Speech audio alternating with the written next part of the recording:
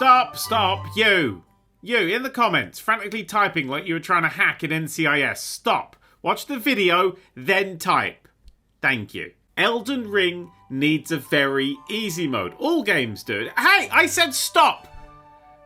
Blimey. Now, look, I'm not saying that when you boot up Elden Ring, it should say, what difficulty do you want? That's old school, ancient, like chasing fruit around a maze, blowing into cartridges, or Red Dead Redemption 2's mission design. I think you should have two options. Original mode, the games as we know and begrudgingly love them, and adaptive mode, a setting that skews the difficulty depending on how you play. Now, adaptive difficulties aren't new in games. Resident Evil 4 famously has adaptive difficulty, sneakily changing enemy aggression amongst other things as you play. Half-Life 2 adapts to how well you're playing by changing how much health and ammo you can find, and even Crash Bandicoot 2 added extra checkpoints or slowed down the big polar bear if you were struggling a little. Hell, Metal Gear Solid 5 was praised for its dynamic difficulty. Headshot loads of enemies? Well, now they all have helmets on, fuck you! What is actually new in video games are accessibility settings. For decades, we've occasionally had the bare essentials. Colour blindness mode, turning off screen shake, letting people play with their vertical control uninverted for some reason, etc, etc. Now, especially over in Sony exclusives, accessibility modes are becoming deep, complex and wondrous. The upcoming Ratchet & Clank features so many of these settings. Auto-aims, swapping holds to toggles, and even a guard to make falling off ledges harder. A special shout-out goes to high contrast mode, which lets you choose the colour of things. So, for example, the whole world can be grayscale, enemies can be red, pickups gold, Ratchet green, whatever colours you want to help you see what's going on. Bad vision? Well, now you can play Ratchet & Clank. This is the good shit.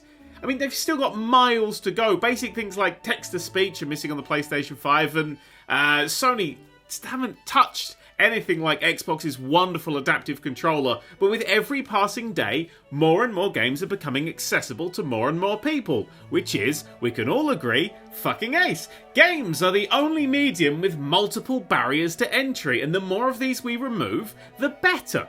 So, this leads me back to Elden Ring and other FromSoft games, in fact every game. I see people argue that difficulty and accessibility are often confused, but you know what? I think they're becoming the same damn thing. If Elden Ring added these accessibility settings, would anyone be annoyed? No. Well, maybe some people, but we'll talk about them later. Anyway, what if those accessibility settings went further? Maybe adding options that let you add a bit of extra time to an enemy's attack wind-up, or reduce the speed of a battle a little. You know, help people out with low reaction times. Maybe you get a few more invincibility frames, automatic camera control. What about a pause button that actually fucking works because I'm an adult and suddenly have to drop games because part of my life just burst into flames? Separately, these are accessibility options. Combine them, and we're starting to get difficulty settings. Gasp! So, that's my pitch. Add all of these settings and a whole bunch more and change them gently on the fly in the adaptive difficulty mode. If you're playing well, the adaptive difficulty mode will be indistinguishable from original mode. If you need help, then the game gets comparatively much easier. Now, this is the point where the old tired phrase is dragged out, coughs and collapses in itself.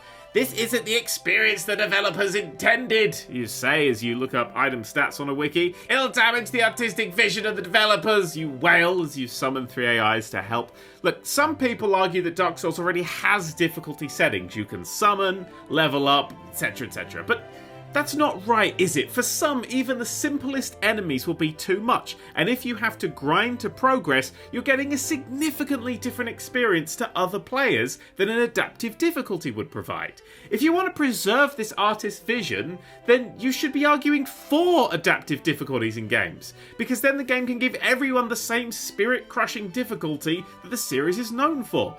Sure, if my mum played with adaptive difficulty on, the game would initially drop to a very, very, very, very, very, very, very easy mode, but for my mum, that would just be as wonderfully hard as the normal games are for me.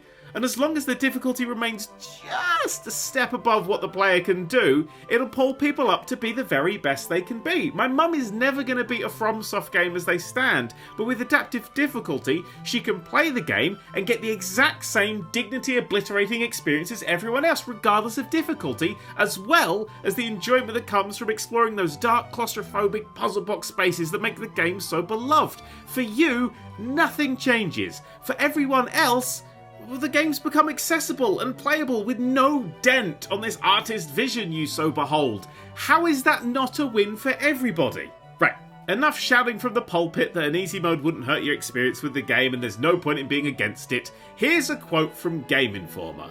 Those shouting from the pulpit that an easy mode wouldn't hurt your experience with the game and there's no point being against it are right.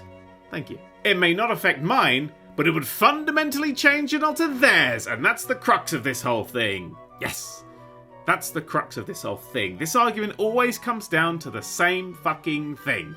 A group of folk on the internet have decided what defines these games, and that anyone who doesn't agree shouldn't be allowed to play them. It's not defense of an art form, that's gatekeeping. In fact, that's being a, excuse my French, absolute cunt muffin.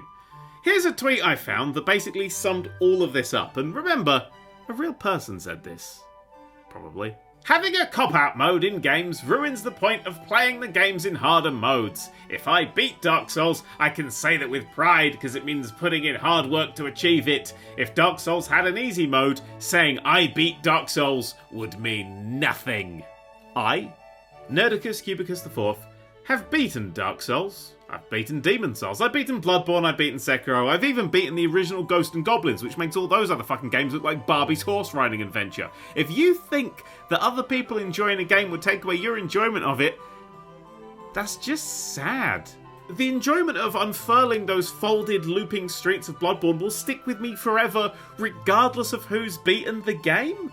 The more people who can play these games, the more people who will buy them. The more people who will buy them, the bigger and better the next ones can be, and the more of them we can have. Elden Ring having easy modes wouldn't just be a win for the people who need them, it'll be a win for the series itself. Video games are fucking rad, and the more people who play them, the better. With accessibility and adaptive difficulty, we could do that.